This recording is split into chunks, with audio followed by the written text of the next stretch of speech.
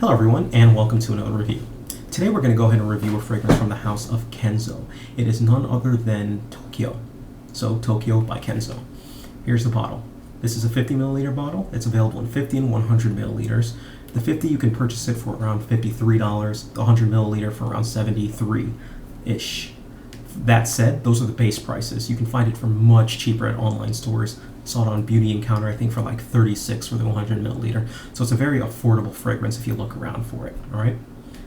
The bottle was made by Kashiwa Sato, who's a pretty famous Japanese designer. He went ahead and made this, and the parfumé is Marie Salamage, or Salange.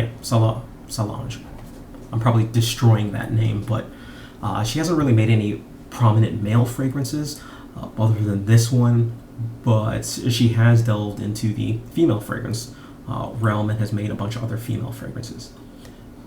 So, fragrance was released in 2007. I'm going to go ahead and let you know what the overall rating of this fragrance is first, and then go ahead and get into the other aspects of the fragrance and why I gave it the rating that I gave it. So, I'm giving this fragrance a 3 out of 10. Now, it's going to need some explanation of why it's getting a 3 out of 10, but I'll get to it in a bit, all right? Let's go ahead and start off with the notes. For our notes, we have for our top, ginger, lemon, and grapefruit. For our mid, shiso, green tea, red pepper, bitter orange. And for our base, we have gaiac wood, cedar, cloves, and nutmeg. When I spray this, I'll be perfectly blunt with you. I really enjoy the opening when I get this fragrance.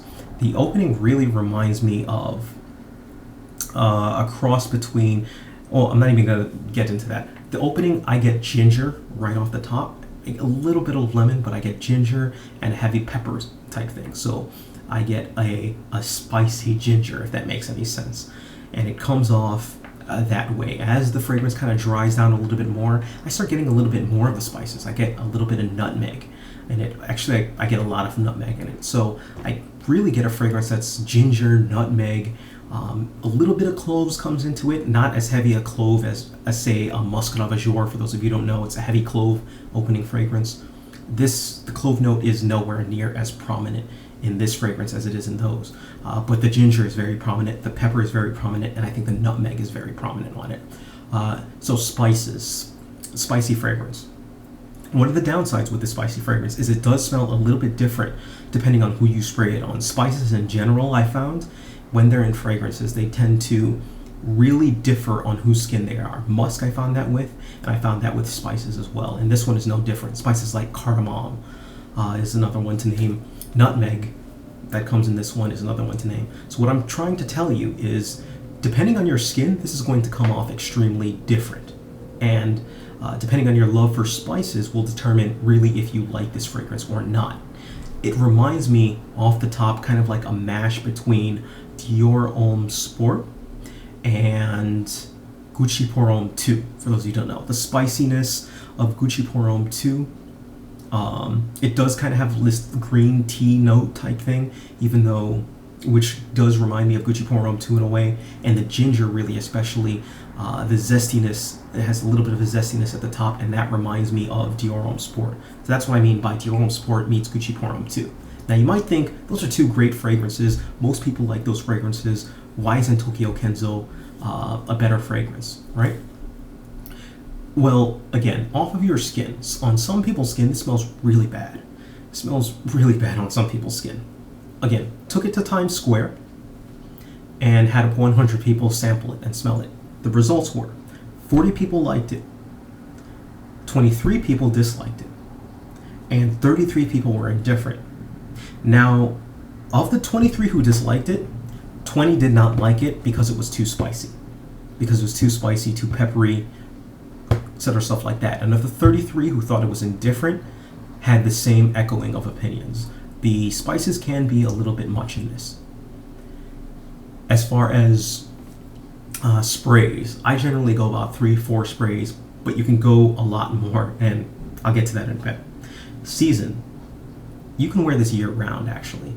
It has enough kick to it, the spices have enough kick to it that it will do fine in the winter, and it's light enough to wear in the summer. Longevity. Here's the huge negative downturn of this one, and what really is driving that 3 out of 10 score. Longevity on this one,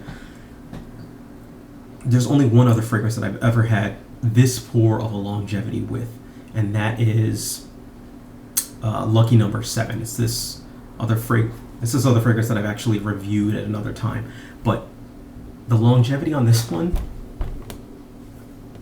about an hour on my skin, if that. It's there at one moment, and all of a sudden, bam, it's gone. So however your skin handles spices in turn will really determine how well this performs on your skin. I've had some people say that it lasts about average for them, but I have had other people say that this really doesn't last on their skin at all. And on my skin, it really doesn't last at all. For the occasion, and here's another thing with this fragrance. It's kind of hard to place this type of occasion.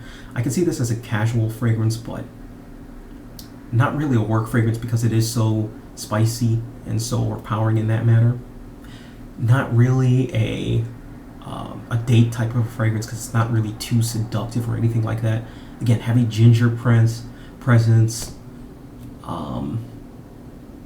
nutmeg, and yeah, it doesn't really fit for too many occasions outside of casual, so not really good marks on there as well. And the age group, I do think that any age group can really pull this one off. So, whether you be young, whether you be old, this fragrance is for you, right? So overall, the fragrance, I'm really left lacking. I think if it had a lot better longevity than it does, at least on my skin, if it had a lot better longevity, if it more synced well with my skin, I think it would. The reason why I'm hesitating a little bit is because I was almost tempted to suggest what the Parfumé should have done, and I think that's a little bit pompous on my end, so I won't do something like that. But I will say, at least from performance-wise, I think the longevity could be a little bit better, and that really, really hurts the score for the fragrance. And again, try it on your skin. If you're looking for something that is a little bit different outside of the mold and you're in the designer game, take a look at this one. This isn't your typical fresh, sporty type of a scent type thing, or your dark type of a scent. It kind of goes its own direction. So it's definitely something that I think you should get your nose on, but it's not something that I would blind buy. I would definitely try and sample it if possible, or if you know someone else who has it, try and have them send you a sample and go from there, right? If you dislike spicy fragrances, if you dislike peppery fragrances, stay away from this one. Simple as that. If you want fragrances that really project, that really have excellent longevity, stay away from this one. This one's not for you, right? So if you have any questions whatsoever, please feel free. Leave a message down below. Send me a message. Do whatever you got to do. Thank you. Take care of yourselves and have a great night.